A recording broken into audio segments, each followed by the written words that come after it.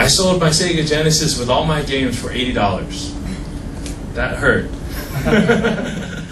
I was also working at the time as a side order. I was a fry guy at a pizzeria. And so I was working minimum wage, which at the time was about $4.25, which is, less than like 5,000원 now, right? Regardless, I saved up money, I sold my Genesis. I had this elaborate plan of how I was going to do the big reveal. It was actually a very lame plan. What it was we were both taking the SATs at the same time. And we're actually from the same neighborhood. So my plan was, I offered her a ride, but of course I couldn't drive. So my sister was going to come pick us up. And so while we were waiting, was going to be that big reveal. We're just waiting for my sister. And then I'd ask her to the prom. However, I take the SATs, I come out, and she's gone. She just left. I found out later she got another ride. She didn't tell me, so I was like, okay, that's great. So I went to plan B. I gave her a phone call, and I said, you want to go to prom? But I also said, do you want to go to prom? And it's not just because I want to go, it's because I like you. So yeah, that was the big reveal. It's done on the phone, very lame. And she replied with an F word, not the curse word, but the word that no guy wants to hear, friend, right? Friend. No guy ever wants to hear this when they're quote unquote pursuing somebody, and that's what I got. And my heart was crushed, and that was the end of a very lame 6-year story.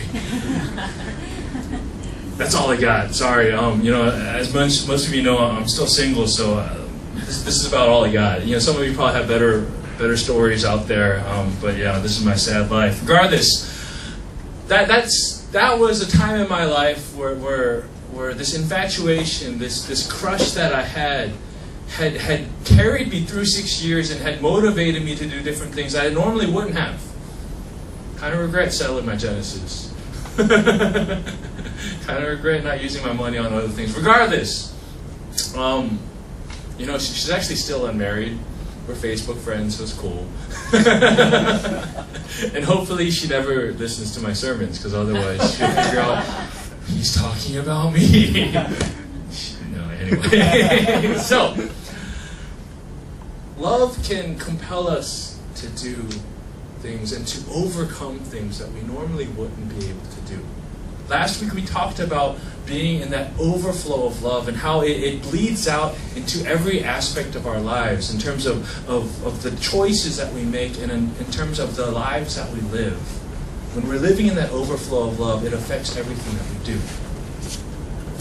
Here we see Paul in that overflow of love. We're going to talk about what that object of his affection is.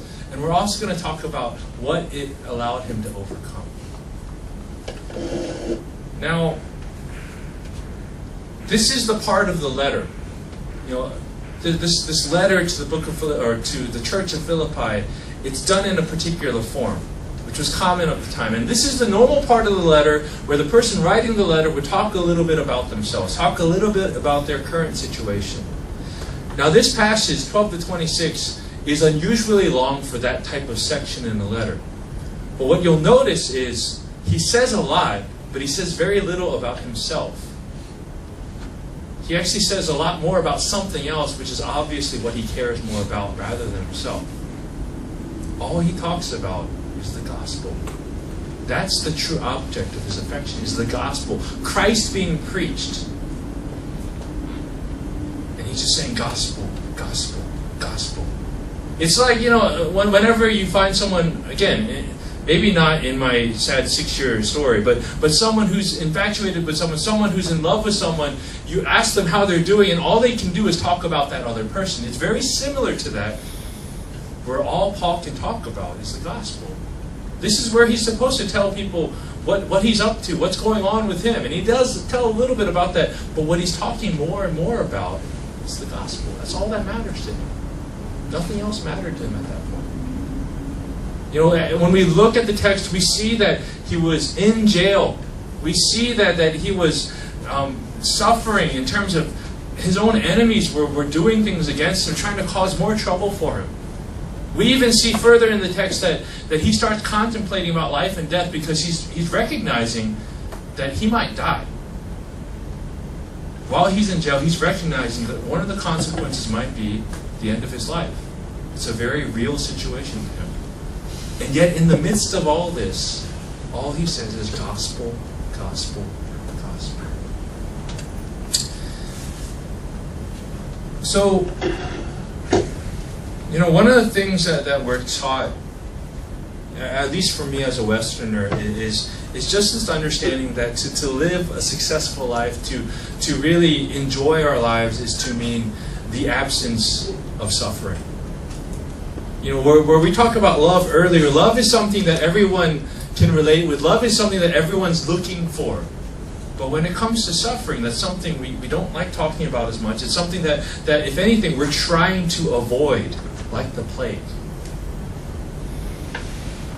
That seems to have become the current metric for success, is the amount of suffering that you avoid in your life, rather than the amount of suffering that you overcome. Suffering is a real thing. I know there are people in this room that are going through tremendous suffering, whether they're sharing about it or not. And the Bible is very honest about suffering. The Bible doesn't claim that a life in Jesus means that suffering is gone. If anything, you could probably argue that the Bible says you're going to suffer more because of your relationship with Christ. It's actually going to create more opportunities for suffering in your life. The Bible actually tends to hold more of that position. And when you look throughout the Bible, you see people that were going through real suffering.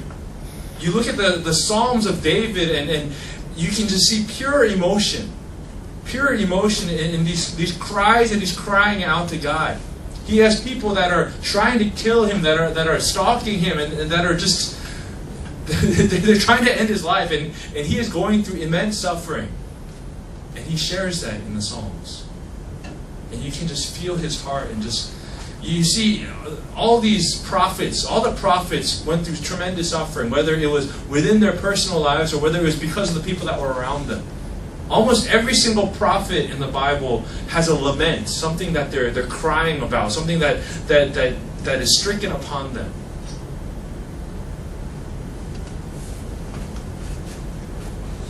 Some of these prophets even cursed the day that they were born, saying, God, why did you even form me? Why have I even lived this life? Because of all this tremendous suffering, I don't even want to live. That's the depth of the suffering that you see in the Bible. You look at Jesus Christ himself, the Son of God was not absolved from suffering.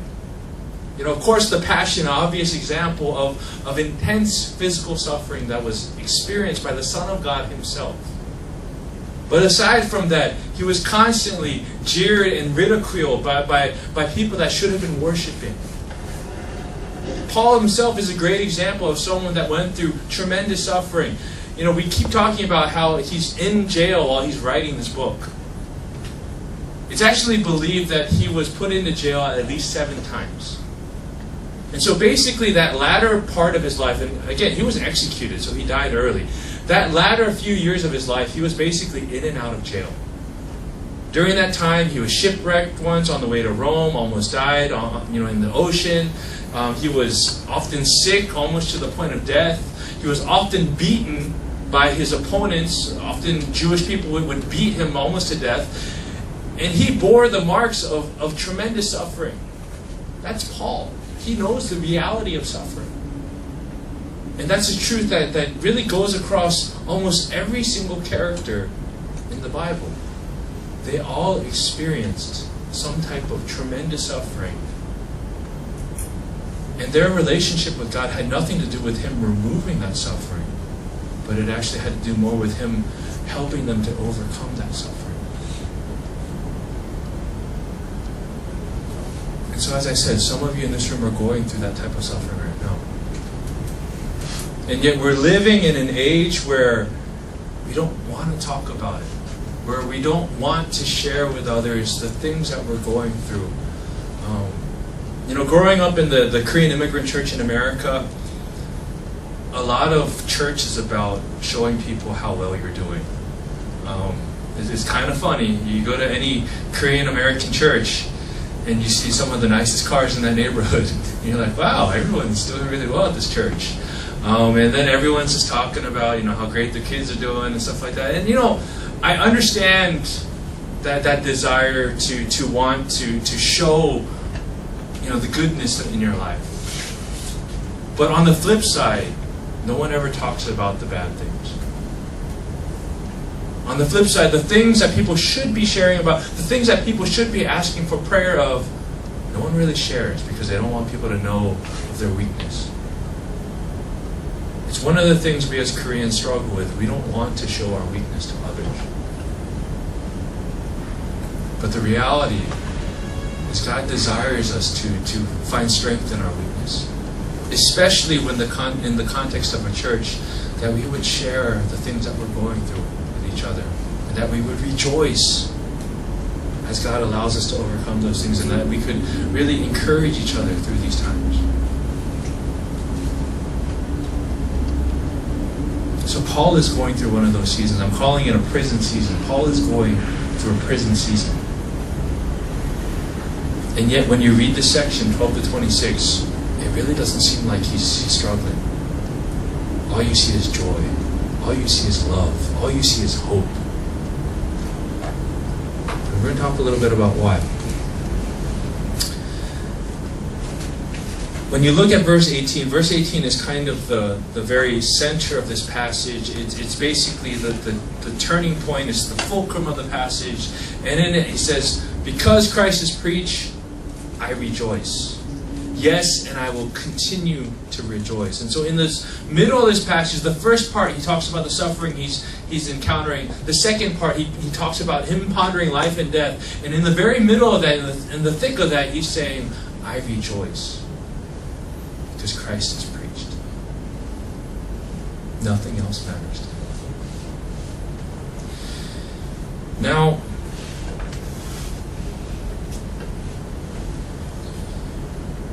it's a very interesting challenge that Paul presents to us. And if you really look at what's going on, aside from him being in jail and encountering that suffering, well, what's even more twisted is that people are actually somehow using the gospel to hurt him. It's really hard to understand exactly how that even works. Like, how can you actually use the message of Christ, the message of redemption, the message of love to actually hurt somebody? It's hard for me to understand. But that's exactly what was going on. People were actually preaching the gospel with the hope of putting more hurt onto Paul, of taking advantage of his position in jail. And think about that. As someone whose heart is just sold out for the gospel, that the gospel is actually being used against him, that's got to be a tremendous pain. And yet, even in the midst of that, Paul sees the good in it. Paul sees, they're trying to hurt me with it, but at the end of the day, Christ is proclaimed. So praise be to God, I will rejoice. That is some incredible maturity. That is some incredible insight. And so honestly, as I was preparing for this, I just kept getting just convicted, because Paul is just doing something that is just amazing. That he's able to see through the ugliness to see the good. And to see how God is using this for his greater good. And that's a challenge for us today. I don't know where I'm in my slides. Okay, the heart of Paul. I don't know why I put that up again. Paul in jail. Very high-tech PowerPoint slides I got going on today. I was going to put a frowny face, but he doesn't really look very happy anyway, so that works for that. Paul in jail.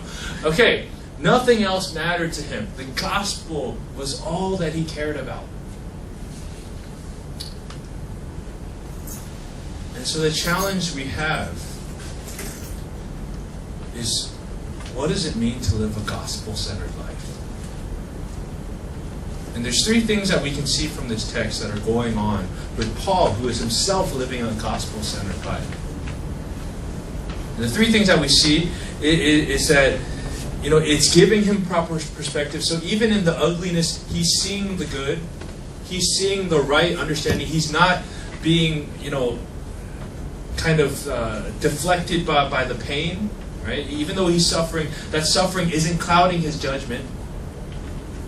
In the same way, it's building up the people around him. In the passage, you see how it's actually inspiring others to preach the gospel.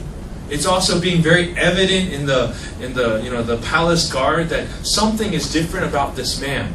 That joy that he has is just something that's a contagious thing where people see it, they don't understand. This man is in jail, and yet he is rejoicing. Something is different about this man. It's building up the people around him. It's creating opportunities for him to proclaim the word to others. And likewise, it's all tied together. The end result is joy. Because he's viewing things through the lens of the gospel, all he gets is joy in the midst of suffering. So this begs the question to us is, okay, here's Paul. And Paul obviously only cares about Christ preached. He only cares about the gospel. But the obvious question to us is, well, okay, that's Paul. What about me? What actually is my object of affection? What is the thing that I focus on? What is the thing that I look upon to bring me joy? For those of us that might be going through a prison season like Paul and are in the midst of suffering, that suffering might be all you see. And all you really care about is getting out of that suffering. Right? And so you're being guided, you're being led by how do I get out of this situation? It might be that kind of short-term view.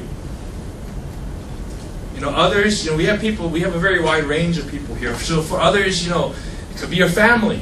You have children that are either growing or still growing, and your view, your center of all the decisions you make has to do with your children, with your family, what is best for them. And everything is in that lens.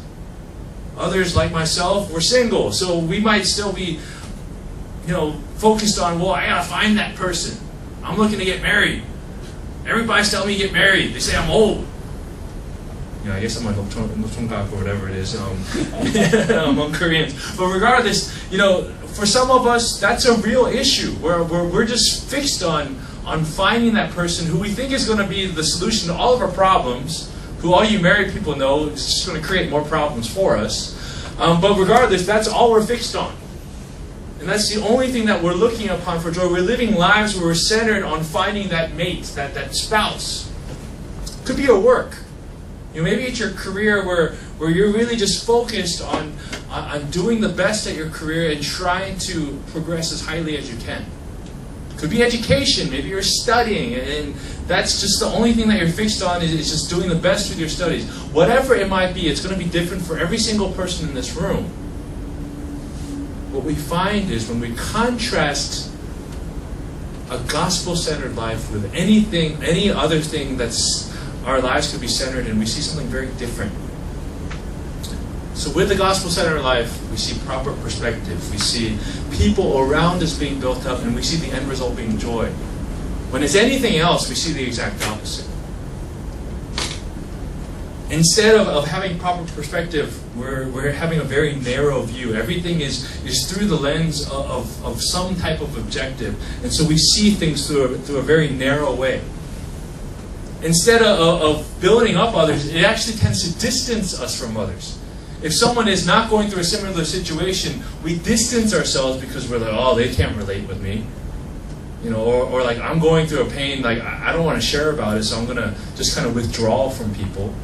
So instead of including people, of raising them up, we're drawing away. And rather than finding joy, instead we find fear or dread. Instead we find more things to worry about.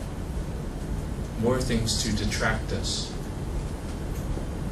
And so that's the difference.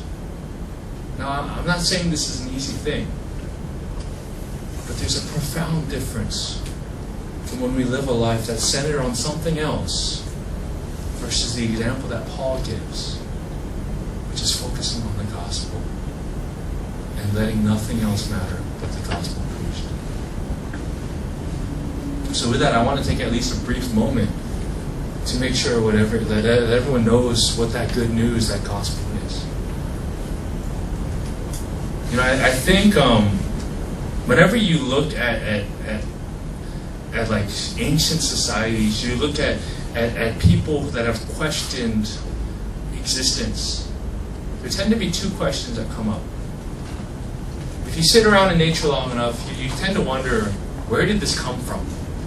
Or more exactly, who did this? Who created this? I think is a very common question.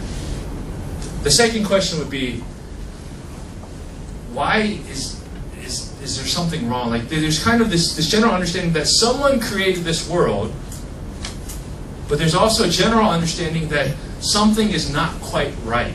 If you look throughout history, every culture wrestled with these two questions. They would come up with some type of story of how creation happened, but they would also come up with some way of giving retribution to whoever that creator was. Whether it's sacrifices or whatever it might be, there was always something that needed to be made right. And what that tells us is there's an innate understanding in us that there is a creator, and that there is something wrong between that creator and us. And as the Bible teaches us, sin came into this world. We're all born as sinners. For myself, this is something I realized very early as a young child. Was that even though I grew up in this very churched environment, I went to a Christian school, everything was all like innocent and pure, I realized that I was still a bad kid. Right? Like there used to there is a show, South Park in America, that has gotten a lot of negative press because it's very, very raunchy. But it actually came out when I was in college, and one of the things I liked about it was that there's truth behind it. Of course, they take it to an extreme, but there is truth to their humor. And one of the things is the main characters of the show are a bunch of kids, and these kids are evil. They do all sorts of crazy things. But I realized that when I reflected on my childhood, I was the same way. I liked doing bad things. I found joy in it as a kid. I particularly remembered one situation where I think I was in 3rd grade. And this was around the time when we were starting to learn curse words. Yo. And so me and the other kids, we were learning curse words. We had no idea what they meant, but we just knew they were bad words.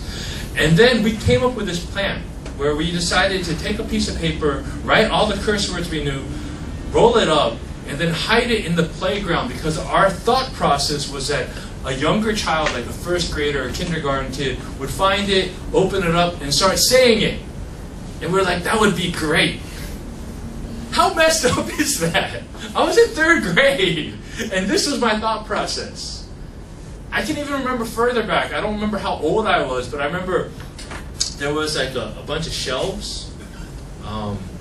And for some reason, I just thought it would be a good idea to try to climb those shelves, knowing that I would probably destroy all the stuff that was on the shelves in the process. I think I must have been like, 4 or 5 years old. I don't know. But I remember the process of reaching up, grabbing the shelves and pulling everything off, and all this stuff's falling on the ground, breaking. And I remember I did that on purpose. So when I thought about my childhood, I was like, man, I was a bad kid.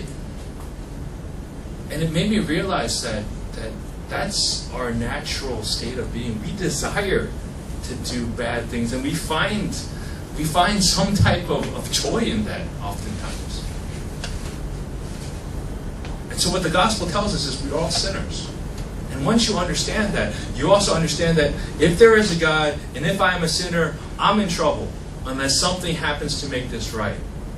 And that something is Christ, the Son of God, coming and being sinless and taking our place on the cross. We deserve death for the sin in our lives, but He took it away from us by dying in our place. And not only did He die in our place, He was resurrected from the dead, which many people saw, to show that He was truly the Son of God. That's the gospel, that Jesus died for us, that He was the Son of God. And all we have to do is believe in Him and receive salvation. Believe and receive. That's all it is. And many of you have heard this gospel message countless of times, because many of you have grown up in the church and you've heard this so many different times that you could probably recite it better than me. But the difference between knowing this and actually living it is allowing that truth to change your life. It's one thing for the gospel to be knowledge. It's the other for it to actually be leading your life. Now, what I've noticed, especially being at this particular church, at Amsel Church, what's interesting to me is this tends to be a neighborhood church. So most of the people that come to this church, they grew up here. They grew up in this neighborhood. They grew up at this church. And so for many people, I was even talking to some of the pastors, one of the things they wrestle with is these people have been here for so long and they've heard so many different messages that you can't really speak to their hearts. And at the same time, this being Hangpo, this is a very well-established area. People are very successful. People are good at what they do. It boggles my mind, but I seriously think like a third of the church are like college professors at big schools. I think the rest of the church like runs their own companies or they're like high-level executives. I've never actually been at a church where so many people are this well-established. It's a little intimidating, honestly. But in the midst of that, in talking with some of the other pastors, one of the real struggles is because people have been in the church for so long and have heard so many of the same messages, they actually question how many people actually believe in the gospel. Where a church has just been a part of their lives, that it's just something that they do, it's a social activity to some. But in reality, have never actually understood the truth of the gospel. So I don't know.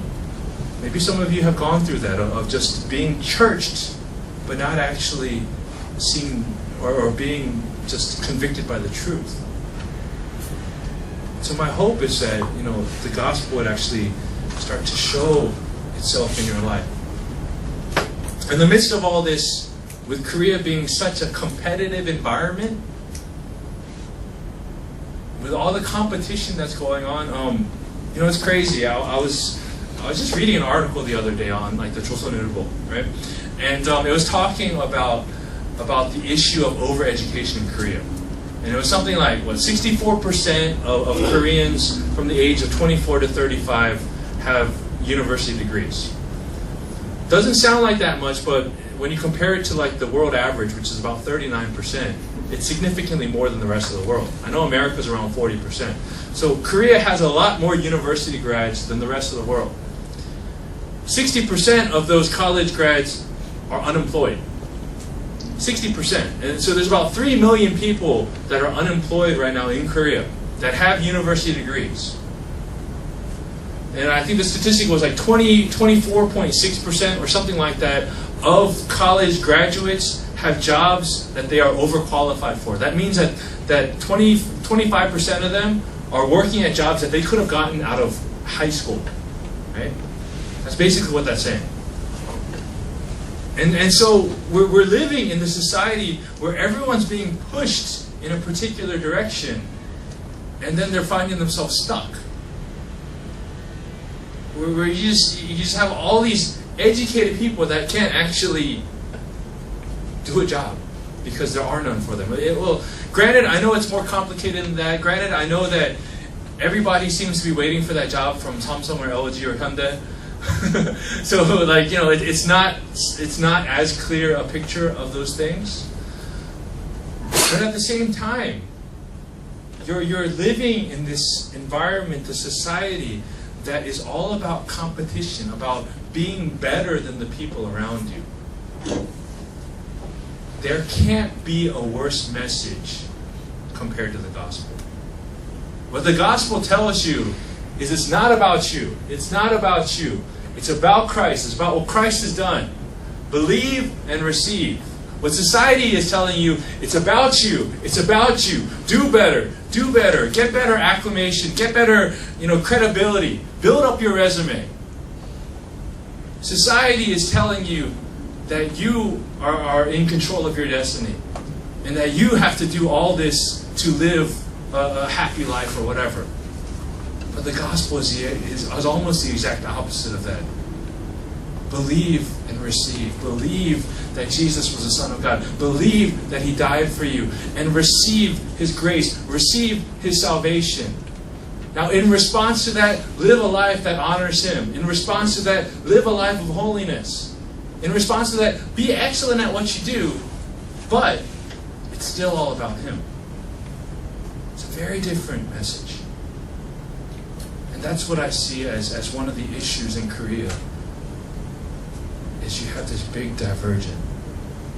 People that are basically trying to be God themselves versus a message that's telling them to just believe in Him. That was a big tangent. I wasn't expecting to go that far. Now, in terms of this message, what I do want us to get out of this is for the gospel to have an impact on your life, you actually have to know how to express it. You have to know how to proclaim it. So the practical side of this is practicing. Maybe it's to yourself. Speak the gospel to yourself. Speak that truth to yourself. Allow it to sit in your heart and allow it to give you freedom in your life. But at the same time, practice speaking it unto others. Maybe people that you're friends with, maybe other believers at first. But if you truly believe in the truth of the gospel, if you truly see the beauty and salvation in it, it's something you're going to want to proclaim to others. And so take that time to let it give you freedom so that you can free others with that message. So with that, let me close this in prayer and then we'll finish out this service. Father, we thank you, we praise you. Lord, Paul lived a life where it was so obvious that he was sold out on the gospel.